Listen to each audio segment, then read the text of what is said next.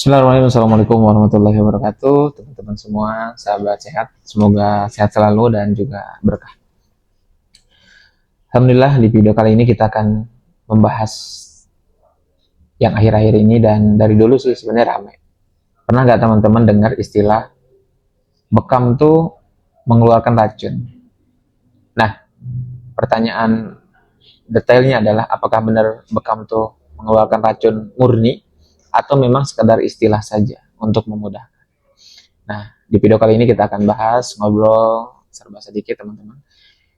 Sebelum ke sana, seperti yang kita pahami bahwa bekam itu merupakan pengobatan tua di dunia ini. Bagaimana dia lahir, dia ada sebelum Masehi. Dari zaman Mesir, zaman Cina, zaman Babilonia dan juga zaman kerajaan-kerajaan terdahulu. Namun dia FYP atau viral atau dikukuhkan, kalau bahasa saya tuh ketika di zaman Rasulullah. Maka kita selaku umatnya, bagi kita yang beragama Islam tentunya tentu sudah ada dalilnya, maka ya kita tinggal mengimaninya saja bahwa ada kebaikan dalam bekam itu sendiri. Bahkan ada banyak hadis yang membicarakan tentang bekam. Semisal sebaik-baik pengobatan adalah bekam. Artinya nggak mungkin Nabi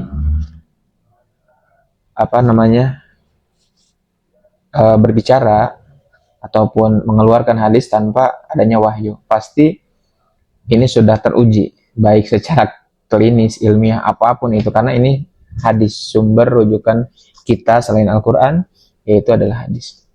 Tinggal kita di zaman hari ini adalah tinggal, kalaupun mau mencoba diteliti lebih detail, udah banyak kan dokter, ilmuwan yang meneliti, banyak jurnal-jurnal yang menjelaskan tentang bekam tuh manfaatnya sangat luar biasa. Tapi bagi Anda yang udah saya mau bekam tuh bukan karena sehat, tapi memang karena disuruh Nabi, udah itu juga udah dapat, niatnya jadi double, sehatnya dapat, pahalanya juga dapat. Nah, teman-teman semua, dalam dunia terapi tadi, apakah bekam benar-benar mengeluarkan racun atau semacam istilah?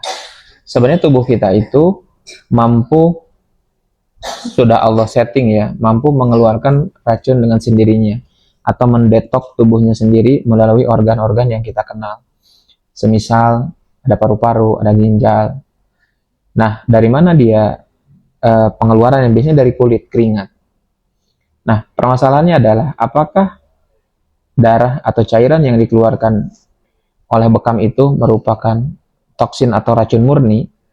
Nah, kita akan serba sedikit ya, saya coba uraian-uraian yang saya coba tulis, saya bacakan. Nah, teman-teman, secara ilmiah tubuh kita tuh mempunyai sistem detoks sendiri melalui organ-organ yang tadi ya. Jadi, sebenarnya istilah racun itu bukan sesuatu yang ngumpul di bawah kulit lalu bisa disedot keluar begitu aja. Lalu pertanyaannya, bekam ngapain? Ya, bekam itu melancarkan aliran darah, membuang sisa-sisa metabolisme, lalu kemudian mengurangi efek nyeri, membantu relaksasi. Jadi ketika kulit disedot atau di kop tadi, maka ada semacam tekanan di kulit kita. Maka secara umum tubuh kita tuh akan merespon, mengirimkan sinyal dan memberikan supply. Lalu dalam hal ini tubuh kita tuh akan tadi mengirimkan aliran darahnya jadi lebih bagus di area situ sehingga tubuh kita kembali sehat dan pulih. Nah, proses bekam juga sama. Jadi darah yang keluar sebenarnya tadi ya, daripada bekam itu bukan racun murni.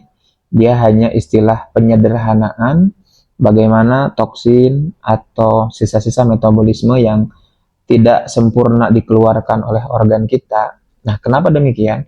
Biasanya faktor usia yang paling banyak. Misal usia-usia yang di atas 40 tahun, kan organnya udah mulai berkurang kan. Kayak motor, mobil yang udah 15-10 tahun kita pakai, pasti kan kemampuannya akan berkurang.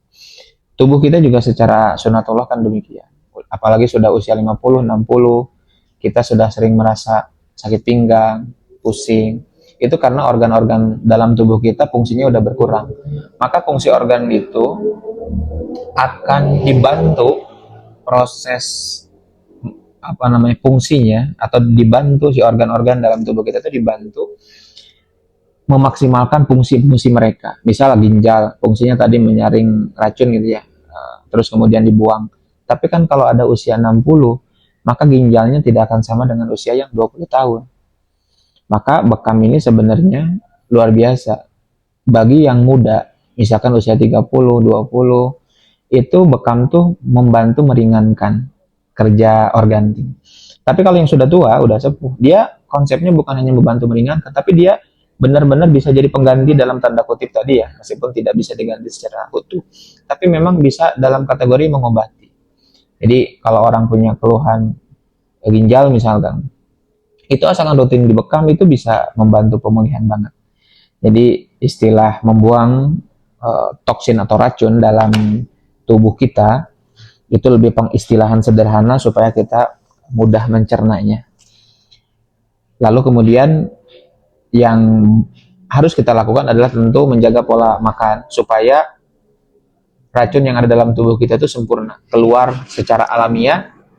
Kalaupun memang masih ada sisa-sisa yang nggak keluar secara alamiah, maka dibantu dengan bekam itu sendiri. Jadi teman-teman, tinggal bagaimana kita mau terus menjaga kesehatan, karena sehat itu bukan buat orang lain, buat diri kita. Bagi Anda yang belum pernah dibekam, cobain. Kalau bagi yang sudah, coba komen apa efek atau apa yang dirasakan setelah dibekam. Komen. Sampai berjumpa di video selanjutnya. Barakallahu fikum. Assalamualaikum warahmatullahi wabarakatuh.